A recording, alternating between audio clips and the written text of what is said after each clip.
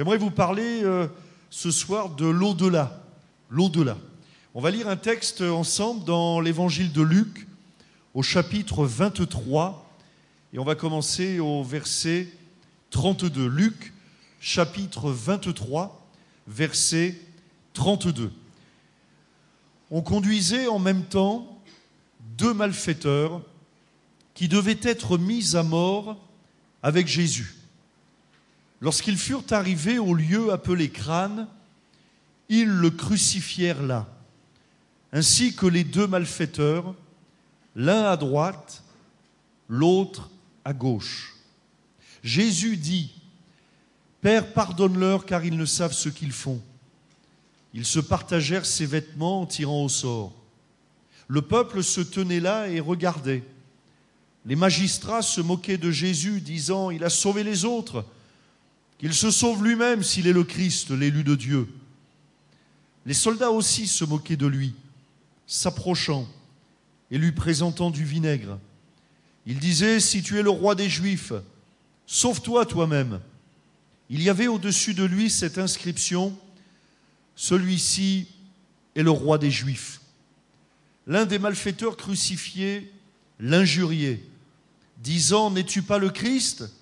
Sauve-toi toi-même et sauve-nous. » Mais l'autre le reprenait et disait : « Ne crains-tu pas Dieu, toi qui subis la même condamnation ?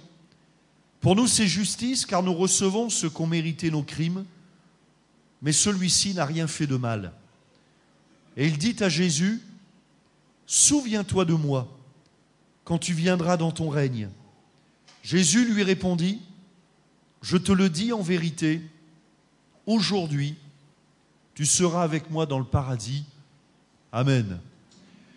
Voilà un texte, vous l'avez compris, qui nous parle de la crucifixion de Jésus.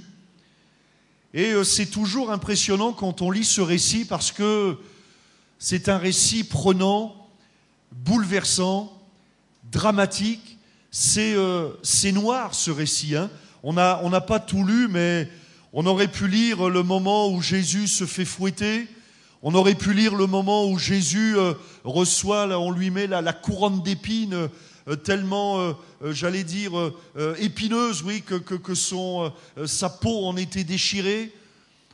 Alors j'ai passé les détails ce soir, on a commencé à lire simplement au verset 32, mais j'imagine les uns et les autres, peut-être vous avez lu déjà ces récits de la crucifixion, un temps terrible pour Jésus, où Jésus, la Bible nous dit qu'il s'est livré pour nous comme un agneau sans défense et sans rien dire. Il s'est livré comme un agneau, littéralement à des bouchers. La Bible nous dit que comme si la crucifixion ne suffisait pas, comme si les mains percées ne suffisaient pas, comme si les pieds percés par des clous ne suffisaient pas. Et on entend, même en lisant ce texte, parfois, moi, j'ai l'impression qu'on entend le marteau là, qui tombe sur les clous et puis qui déchire la chair de Jésus. Et comme si ça ne suffisait pas, voilà qu'un des soldats va transpercer le corps de Jésus avec sa lance. Et la Bible nous dit que du sang mêlé de l'eau vont sortir. Et on y voit là une scène d'agonie, une scène de souffrance. C'est terrible le récit de la croix. On y voit là toute l'horreur. On peut imaginer Jésus, pourtant Jésus certainement rempli de douleur, peut-être le visage marqué par la douleur. Et pourtant au milieu de tout ça, alors on y voit, et allez, si ça ne suffisait pas, on y voit le mépris, la foule. À un moment donné, on est impressionné, on voit la foule, le peuple se tenait là et regardait. On a l'impression qu'il n'y a pas un mot qui se dit, que les gens sont là dans la passivité. Et puis pour ceux qui parlent, alors on aurait tendance à dire, ils auraient mieux fait de se taire, parce que ceux qui parlent, c'est pour se moquer, c'est pour l'injurier, comme si les clous, ça ne suffisait pas. Alors certains l'injurient, certains se moquent de lui. Et puis sur le mont Golgotha, alors on imagine les trois croix qui sont dressées. Et il y a là au centre Jésus qui est crucifié, dont on sait que le procès a été une mascarade, dont on sait que Jésus a été condamné avant même d'être jugé, puisque des faux témoins ont parlé et puis ont accusé Jésus, et on a accusé Jésus de blasphème. Et en réalité, Jésus n'a fait que dire la vérité. Et finalement, quand on regarde dans les évangiles, qu'est-ce qu'on pouvait reprocher à Jésus? Le reproche qu'on pourrait faire à Jésus, c'est de faire du bien. C'est de guérir les malades, c'est de purifier les lépreux, c'est de permettre à Bartimée de voir, c'est de changer la vie de Zachée, c'est d'apporter de la consolation à la femme samaritaine. Mais voilà que les religieux qui voulaient condamner Jésus ont comme monté un plan, une mascarade, un procès qui est véritablement des marionnettes qui sont là pour accuser, pour condamner Jésus. Et même quand on lit le texte, c'est impressionnant, parce que Ponce Pilate, le gouverneur de la Judée, est même mal, parce qu'il sait, lui, c'est un homme quand même intelligent qui réalise, mais qu'a-t-il fait de mal cet homme? Et puis les religieux s'acharnent, il faut le condamner, et donc on le retrouve, là, voilà, il est crucifié. Et puis il y a deux croix, il y a une croix à sa gauche, une croix à sa droite, deux malfaiteurs, deux brigands qui sont crucifiés avec lui de la même manière, mais j'allais dire, eux qui sont crucifiés parce qu'ils le méritent. Pour le coup, ce sont, la Bible le dit, des malfaiteurs, ou dans d'autres traductions, des brigands. Et j'allais dire, comme si ça ne suffisait encore pas, voilà qu'un des deux brigands va se mettre à injurier Jésus, alors qu'on pourrait dire quand même, il n'y a même pas la solidarité dans la douleur. Parfois, il y a la solidarité dans l'épreuve. On voit des gens qui se rapprochent quand ils subissent des épreuves ensemble, quand ils subissent des douleurs ensemble, quand ils se retrouvent dans un cachot ensemble. Ben là, même pas. Un des deux malfaiteurs, au lieu comment dirais-je, qu'il y ait cette solidarité entre crucifiés, eh bien, lui aussi va injurier Jésus. Et voilà un tableau noir, un tableau terrible, où on y voit finalement plus même que la douleur du Fils de Dieu, on y voit l'horreur l'horreur de l'être humain, l'horreur de ce que peut contenir un cœur. Tellement de haine, tellement de colère, tellement d'injustice, tellement de moquerie. Et on y voit, quand on voit le récit de la crucifixion, je crois que Dieu aussi veut nous montrer l'horreur qu'il peut y avoir dans nos cœurs, dans le cœur de l'être humain. Et on y voit là le péché dans toute sa grandeur. On y voit la colère face à l'amour. On y voit le mépris face à celui qui s'est abandonné, qui s'est donné, qui allait de lieu en lieu, faisant du bien, et guérissant les malades, purifiant les lépreux, rentrant dans la piscine de Bethesda, et puis permettant à cet homme paralysé depuis 38 ans de dire « Lève-toi, prends ton lit et marche ». Jésus qui n'a fait que du bien. Et à cet homme, ce Fils de Dieu, le Fils de Dieu parfait, qui n'a jamais péché, qui n'a fait que du bien, qui prêche le pardon, qui prêche la guérison, qui chasse les démons. Quand même, c'est extraordinaire. Et nous voyons là une foule, la nature humaine qui est là, le péché qui ressort dans toute sa dimension, quoi, avec l'horreur, la colère, la haine, on pourrait dire comme s'il y avait encore de la jalousie. Les religieux sont là, allez, je vais peut-être exagérer, mais presque avec de la bave, là, à l'injurier, à le condamner encore. Et donc un tableau extrêmement noir. Et au milieu de ce tableau noir, il y a quand même des paroles extraordinaires, mais qui sortent de la bouche de Jésus. Et voilà que Jésus nous parle dans ce contexte d'horreur, va parler du paradis à l'autre malfaiteur. C'est extraordinaire, hein? On pourrait croire que le tableau est noir. Parfois, on pourrait se dire, mais la vie est terrible, et où y aura-t-il une solution? Je vous avoue que moi, si j'étais doué dans le domaine de la peinture, certainement j'aurais déjà peint la scène, mais je ne suis pas doué pour ces choses-là. Je ne suis pas doué non plus dans le domaine de la chanson, tout ça. J'aurais certainement composé dans le domaine de la poésie. Mais si j'avais les capacités, en tout cas, de peindre un tableau pour dépeindre la crucifixion, je crois que je ferais un tableau forcément noir, mais avec un coin de lumière, avec comme des rayons qui sortent d'espoir, de la lumière, et on y voit de la bouche de Jésus dire « Aujourd'hui, tu seras avec moi dans le paradis ». Et pourtant, là, la scène que je viens de vous dépeindre, c'est l'enfer, hein. C'est l'enfer. Mais on a l'impression que même au milieu de l'enfer, eh bien Jésus parle, et même celui qui est désespéré, eh bien il peut recevoir une parole de Jésus. Et Jésus ne va pas oublier ce malfaiteur. Alors je laisse de côté le premier malfaiteur dont je vous ai parlé, qui lui montre aussi l'horreur du péché, la dureté, l'endurcissement. Il est là au lieu de se reprendre, au lieu de réfléchir, au lieu de réaliser, parce qu'il sait, lui, pourquoi il a été crucifié. Il sait qui il a volé ou qui l'a tué ou qui il a violé. Il le sait. Il sait pourquoi il est à la croix du Calvaire. Il sait pourquoi il est crucifié. Et il ne se reprend même pas. Il est là encore. Je me dis, mais il est fou, ce malfaiteur, parce qu'il est encore à donner des leçons. À dire à Jésus, à dire à Jésus, n'es-tu pas le Christ ? Sauve-toi toi-même. C'est terrible, hein ? Un donneur de leçons. Le gars, c'est un donneur de leçons.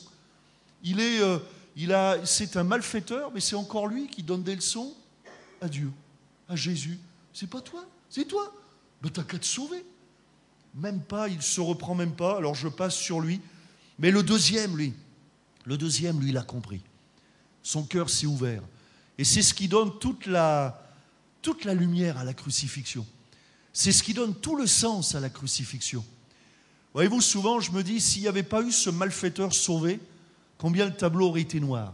S'il n'y avait pas eu cet officier, ce centenier romain au pied de la croix, dire assurément, cet homme est le Fils de Dieu, alors le tableau aurait été complètement noir.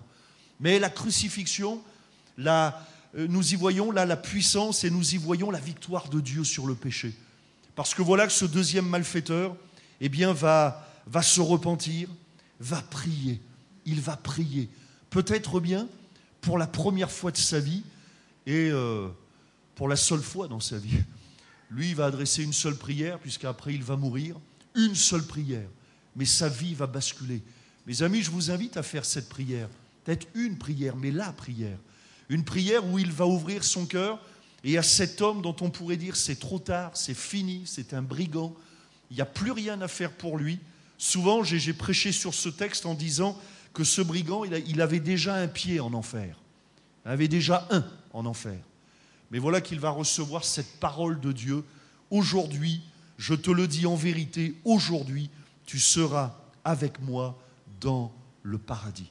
Et voilà que dans cette scène terrible, il y a cette parole et j'ai regardé avec ma concordance, il n'y a pas beaucoup d'endroits où la Bible utilise le mot paradis. Je crois qu'il y en a 2 ou 3 dans la Bible où le mot paradis est utilisé. Et là, ça en fait partie. Et ce n'est pas anodin. Parce que la crucifixion, justement, Jésus a été crucifié justement afin de nous ouvrir la porte du paradis, afin de nous ouvrir la porte du ciel.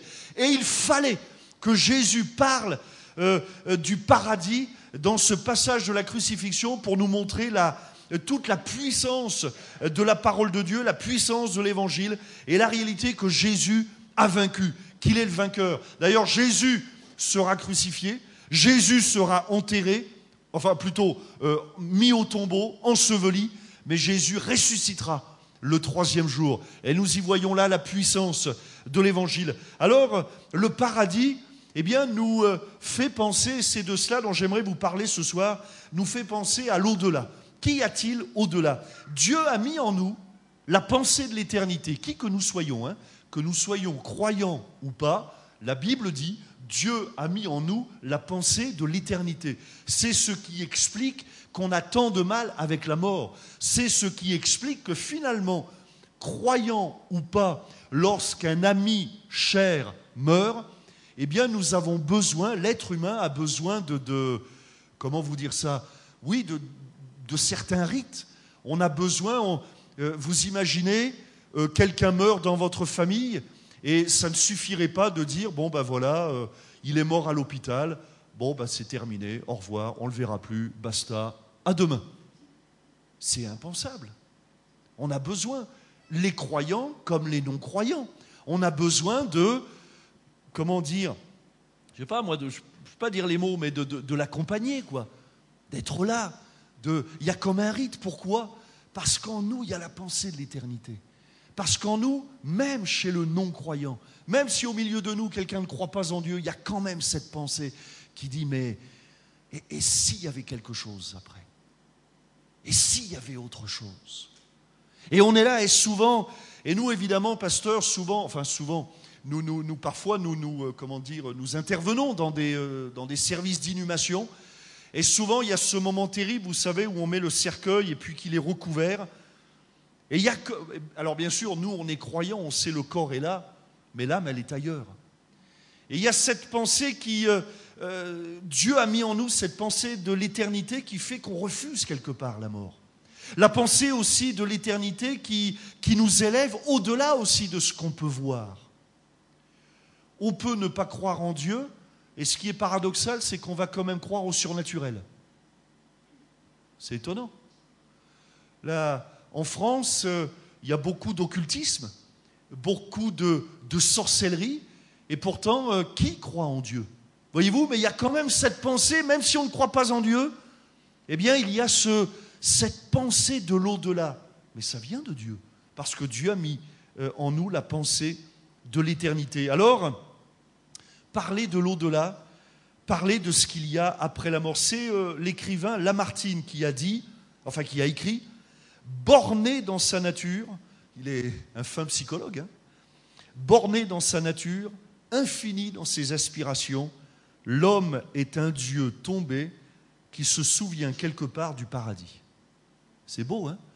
Je ne sais pas si Lamartine était croyant. Bon, apparemment, il avait l'air de croire quand même. Il parle du paradis, il parle de Dieu. Enfin, l'homme est un Dieu tombé qui se souvient quelque part du paradis. Il y a en nous cette pensée qui nous fait aspirer à autre chose, l'au-delà. J'aimerais d'abord parler des paradis humains. Les paradis humains. Les paradis artificiels. Bon, je passe les paradis fiscaux. Mais les paradis artificiels. Les paradis, oui, il y a aussi les paradis fiscaux, mais bon, je ne sais pas si c'est le bon terme, le paradis, mais bon. En tout cas, on sait ce que c'est, ou en tout cas, on en a entendu parler d'un paradis artificiel. Le paradis artificiel, c'est Charles Baudelaire, si vous aimez la poésie, qui parlera beaucoup de paradis artificiel, nous témoignant de ses expériences avec, je crois, avec l'opium. On raconte le paradis artificiel, parle de paradis artificiel. Paradis artificiel, c'est cette aspiration qu'a l'homme de fuir la réalité, de fuir une vie parfois qui est morne, une vie de désespoir. Et donc l'homme essaie parfois de se créer, alors au travers de substances comme la drogue, comme l'alcool, comme d'autres choses, qui amoindrissent l'essence, qui nous permettent de nous enfuir. Alors il y a ces paradis artificiels qui permettent d'aller dans un monde irréel, mais c'est quand même pas de toute façon la réalité. Et quand on en revient dans un état vraiment cabossé. Et j'aimerais vous dire, c'est pas ça le paradis. C'est plutôt des enfers artificiels, des fuites artificielles, mais c'est pas ça le paradis. Alors voyons aussi l'au-delà dans les autres religions. On s'aperçoit que dans toutes les religions, l'au-delà, la vie après la mort, est un concept qui apparaît dans toutes les religions. Alors voyons voir un petit peu, par exemple dans le Coran. Le Coran, il est écrit ceci: « Quant à ceux qui ont cru et fait de bonnes œuvres, bientôt nous les ferons entrer au jardin sous lesquels coulent des ruisseaux.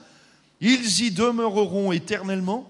Il y aura là pour eux des épouses purifiées.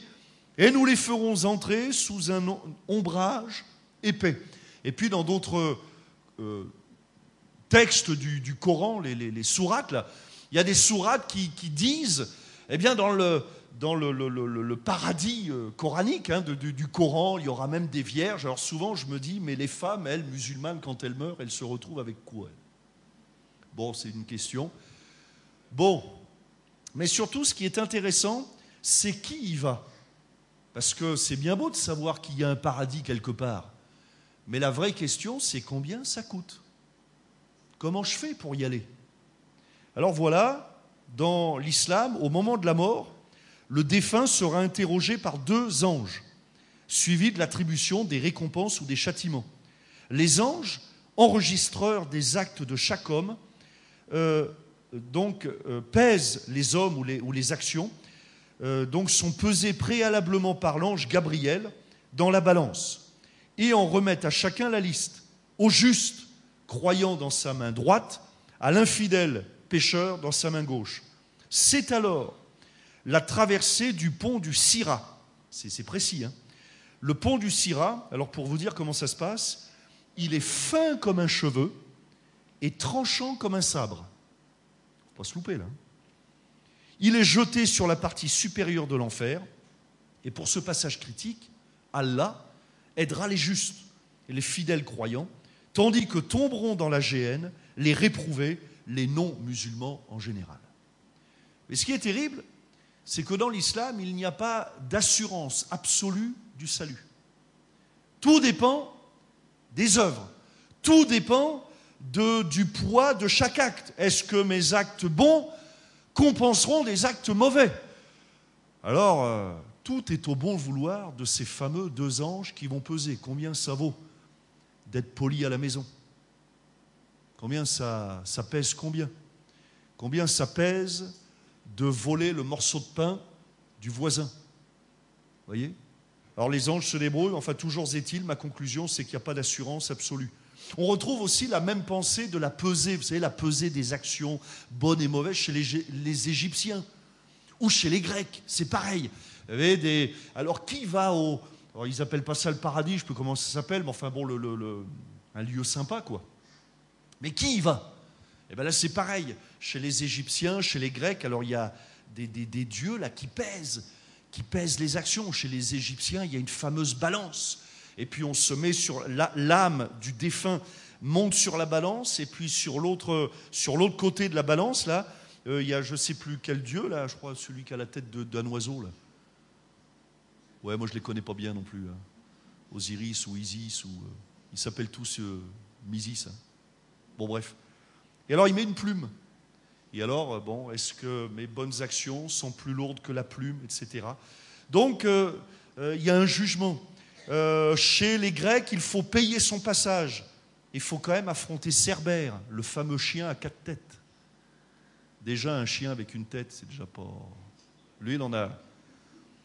Et seuls quelques privilégiés, alors ça, c'est chez les Grecs, seuls quelques privilégiés seront transportés dans l'île des bienheureux. Donc on n'a pas non plus l'assurance du salut, alors c'est pas très rassurant. Chez les Indiens d'Amérique, l'au-delà est comme la terre, on continue de chasser le buffle. C'est sûr, pour nous c'est pas facile. Hein. Dans les prairies, sauf pour les pêcheurs qui erreront comme des spectres toute l'éternité. Mais encore une fois, on n'a pas d'assurance absolue. Qui va y aller dans les fameuses prairies là? Chez les bouddhistes alors, et chez les hindouistes, il y a la réincarnation. Et alors donc, ils enseignent que plus nous faisons de bien et plus nous échappons aux misères plutôt des incarnations terrestres pour finalement nous unir à Brahma. Alors ne me demandez pas ce que c'est, ça a l'air bien. Brahma. Mais là encore, il n'y a pas d'assurance absolue. Il n'y a pas de certitude absolue. On fait ce qu'on peut, on espère, mais voyez-vous, dans tous ces au-delà, de toutes ces religions, on est dans le flou, on est dans l'incertitude.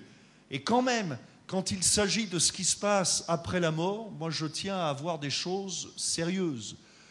Voyez-vous, c'est comme si, je ne sais pas, on mettait une fortune pour louer une maison en vacances l'été, au soleil, il fait chaud. Vous imaginez? Vous payez la maison extrêmement cher et vous arrivez là-bas, vous tombez sur une cabane sous la pluie. Bon, avouez que, vous voyez, c'est une arnaque. On n'est pas sûr. Imaginez que le vendeur vous dise ouais, ça coûte tant, mais au bout, j'aurai quoi? Bon, on ne sait pas trop. Je ne sais pas. Il y aura une piscine? Je ne sais pas. Il y aura une maison? On ne sait pas. Une maison, une cabane ou une toile de tente, ça dépend. Vous voyez? Si on n'est pas sûr, moi personnellement, je ne donne rien. Je ne mets pas un centime dans l'affaire. Voilà que beaucoup d'incertitudes. Et comme le dit un proverbe arabe, du coup, si Dieu ne pardonnait pas, son paradis resterait vide. Comment faire? Si aucune religion n'accorde l'assurance du salut, le salut, par contre, et c'est ce qui apparaît dans l'Évangile, dans la bonne nouvelle de la parole de Dieu, dans la Bible, le salut, c'est avoir cette assurance de passer l'éternité au ciel. Qui dit salut, dit sauveur. Et finalement, il n'y a que dans le christianisme qu'on voit un sauveur. Sans sauveur, c'est difficile de sauver les perdus. Le sauveur est venu justement pour sauver les perdus. Alors, eh bien, c'est ce sauveur qui nous donne l'assurance du salut. Une petite histoire que j'ai lue l'autre jour là, sur Internet. Alors, je vous la lis parce que je l'ai trouvée intéressante. Imaginons un instant que vous êtes tombé dans un puits profond, sombre et dangereux. Tellement profond que vous ne pouvez pas grimper pour en sortir. Et le fond est couvert d'une boue sale et nauséabonde et vous êtes en train de vous enfoncer. Ça va? Vous y êtes? Mais sortez la tête pour au moins écouter. Ok. Pour rendre votre situation encore pire, voilà que vous entendez un bruit et vous vous retournez pour découvrir enroulé au fond de ce puits un énorme serpent, hideux. Marquez un serpent en beau. Enfin hideux et mortel, prêt à vous mordre. Vous êtes donc vraiment en fâcheuse position. Sachez que c'est exactement, de façon illustrée, notre situation dans notre vie de péché. C'est ça la vie. Le péché nous enfonce, le péché veut nous mordre pour nous faire tomber. Et voici ce que les différentes religions du monde vont s'avancer et essayer de vous aider. Premièrement, Confucius s'avance et vous dit « Ah, vous êtes donc dans ce puits. Un homme devrait se comporter avec sagesse afin de ne pas tomber dans un puits qu'il aurait lui-même creusé. » Et Confucius s'en va et vous vous dites « Ça ne m'aide pas. Je suis déjà dans le puits, moi. » Bon. Le deuxième, le bouddhiste, il vient et il vous dit « Vous êtes misérable, n'est-ce pas vrai ?»« Oui, je suis misérable. » Eh bien, voyez-vous, vous êtes misérable à cause de votre désir d'échapper à ce puits et à ce serpent. Si vous voulez être soulagé de votre misère, vous y arriverez quand vous aurez atteint la cessation de tout désir. Mettez votre esprit au point mort et n'ayez plus le désir de vous échapper et vous ne vous sentirez plus misérable. Et en disant cela, il vous quitte. Ouais, moi aussi, ça tourne encore, j'ai toujours pas compris. Je crois que je tourne avec le serpent, là, pour le coup. Là. Bon. Puis vient un hindou. Il faut que vous sachiez que le New Age, c'est l'hindouisme habillé à l'occidental. Cet hindou vient et dit, vous pensez être dans un puits. Vous pensez qu'il y a là un serpent. En réalité, il n'y a pas là de serpent. Il n'y a pas vraiment un puits. Ces choses sont un produit de votre conscience qui est limitée. Il vous suffirait de faire l'effort d'élever votre conscience à un niveau supérieur. Et là, vous échapperez à votre situation dans votre esprit, car l'esprit est bien plus important que le corps. Vous pouvez même avoir des gens qui peuvent vous aider à atteindre ce niveau supérieur de conscience. C'est ainsi que vous vous asseyez et vous faites ce qu'on vous a dit, mais vous vous dites, ça ne tient pas debout ce qu'il dit, le serpent est réel et le puits est réel. Là, c'est pareil. Moi, c'est pareil, ça tourne encore, j'ai toujours pas compris. Bon. Alors arrive un musulman.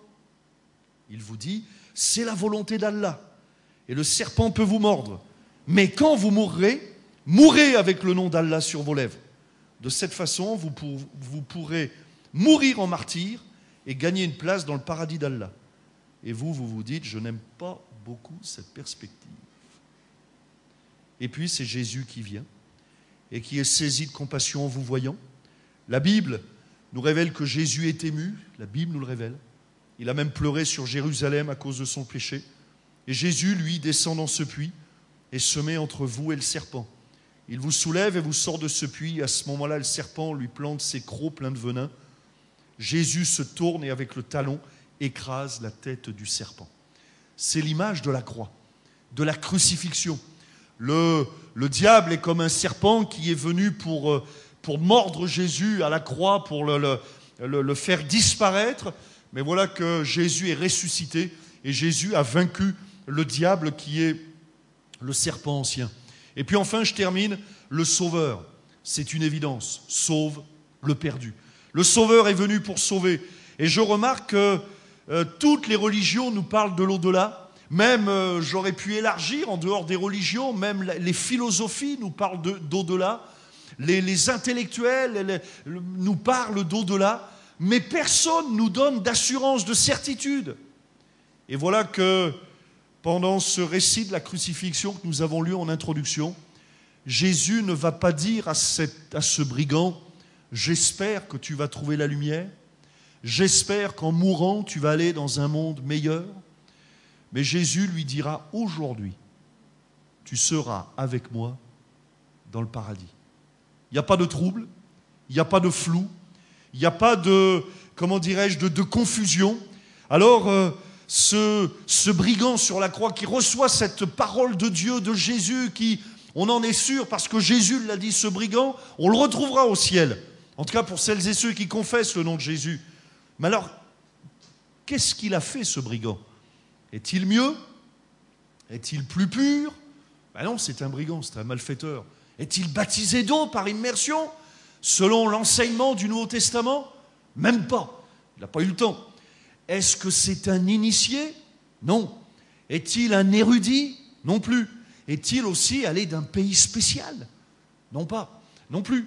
Jésus ne lui dit pas parce que tu es juif, tu es sauvé. Ou parce que tu as fait ceci, tu seras avec moi dans le paradis. Mais Jésus lui dit, tu seras avec moi dans le paradis. A-t-il fait quelque chose de spécial? Alors, pas spécial dans le sens d'extraordinaire, mais il a fait quand même quelque chose d'important qui a sauvé son âme, c'est de se repentir et de croire. Voilà ce qu'il a sauvé. Alors, est-il un champion? Est-il un héros à qui Jésus va dire, allez, toi le héros, toi le champion, eh bien, pour te récompenser, je vais t'emmener avec moi dans le paradis. Non, c'est pas un champion, c'est pas un héros. Là, on a plutôt un zéro en face de nous. Un brigand, un malfaiteur. Alors, en fait, le salut dans le christianisme, elle vient d'où cette certitude?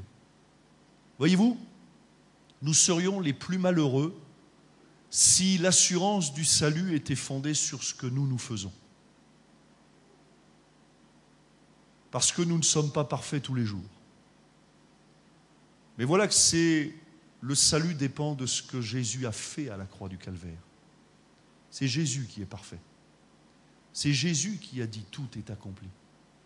C'est Jésus qui est venu mourir à la croix du Calvaire. Et donc, cette assurance, voyez-vous, moi c'est ce qui me rassure tous les jours de ma vie, c'est qu'elle n'est pas fondée sur ce que je suis ou sur ce que je suis capable de faire, mais l'assurance de mon salut, elle est fondée sur ce qu'a fait Jésus il y a 2000 ans à la croix du Calvaire. Et Jésus, le Fils de Dieu, a dit « Tout est accompli ». Et il a dit par conséquent à ce brigand « Tu seras avec moi dans le paradis ». Alors comment faire pour recevoir cette certitude absolue, pour sortir du flou artistique, pour être délivré de la peur de la mort, pour avoir cette assurance que mon nom est inscrit dans le livre de vie, pour avoir cette assurance que Dieu maintenant a posé sa main sur ma vie. Qu'est-ce qu'il faut faire? Me repentir de mes péchés. Pour que le Sauveur sauve le perdu, il faut que le perdu réalise qu'il est perdu. C'est aussi simple que cela. Si le perdu se croit sauvé avant d'être sauvé, il est perdu. Si le perdu croit qu'il est perdu, il sera peut-être sauvé. C'est profond ce que je viens de vous dire. Hein? Si le perdu croit qu'il est sauvé, il est perdu. Mais si le perdu croit qu'il est perdu, enfin réalise qu'il est perdu, et tourne ou tend la main vers le Sauveur, il sera sauvé. Et c'est ça la repentance. C'est quoi la repentance? La repentance, c'est simplement je réalise que je suis perdu. Je réalise qu'à la croix du Calvaire, là, c'est moi qui aurais dû y aller. Je réalise que je suis condamnable à cause de mes péchés. Je réalise que je mérite d'aller en enfer à cause de mes péchés. Je réalise que je suis perdu. Et ce brigand, c'est ce qu'il a réalisé. Pour nous, c'est justice. Nous méritons ce qui nous arrive. Mais lui, il est juste. Vous voyez, la repentance. Il a réalisé qu'il était perdu. Et puis la deuxième action, c'est la foi, la prière. Cet homme aurait pu rester dans l'amertume, aurait pu rester dans la rancune, et parfois c'est ce qui se passe pour certains. on fait qu'un demi-pas. On réalise, oui, je suis perdu, il n'y a rien qui va, rien qui tourne, c'est nul, ma vie est nulle, c'est la misère. Et puis on s'arrête là. Mais le perdu, ce brigand ne s'est pas arrêté là. Il a dit à Jésus, souviens-toi de moi. C'est-à-dire, j'ai besoin de toi. Ne m'oublie pas. Et peut-être que ce soir, ça pourrait être votre prière. Ne m'oublie pas. Souviens-toi que moi aussi, là, je suis dans la misère, je suis dans la difficulté. J'ai besoin de la bénédiction de Dieu. Et à la repentance et à la foi, Jésus répond toujours. La porte de la grâce s'ouvre et cet homme va recevoir une certitude absolue. Et pour celles et ceux qui confessent le nom de Jésus, on retrouvera ce fameux brigand. On le retrouvera dans le paradis. Assurance absolue. Est-ce qu'on peut terminer par la prière? Notre bon Père Céleste, nous te bénissons parce que ta parole, elle est percutante. Ta parole est la vérité, elle est claire. Il n'y a pas de confusion dans ta parole. Il n'y a pas de trouble. Il n'y a pas de demi-promesse. Il n'y a pas non plus de demi-vérité. Il n'y a pas d'ombre. Mais ta parole est la vérité. Et ta promesse, celle que tu as faite à ce brigand, eh bien ta promesse est accomplie parce qu'elle sort de la bouche du Fils de Dieu. Et Seigneur, tu es venu à la croix du Calvaire afin de nous accorder le pardon de nos péchés. Tu as pris la condamnation que nous méritions afin que nous recevions le pardon. Seigneur, tu nous as donné aussi la possibilité de croire, de te faire confiance. Et je te prie pour les amis qui sont là, pour celles et ceux qui n'ont pas la certitude absolue du salut, pour celles et ceux qui peut-être ce soir ont envie de te dire, ne m'oublie pas, souviens-toi de moi, ne m'oublie pas, ne m'abandonne pas. Seigneur, agis dans les cœurs au nom de Jésus.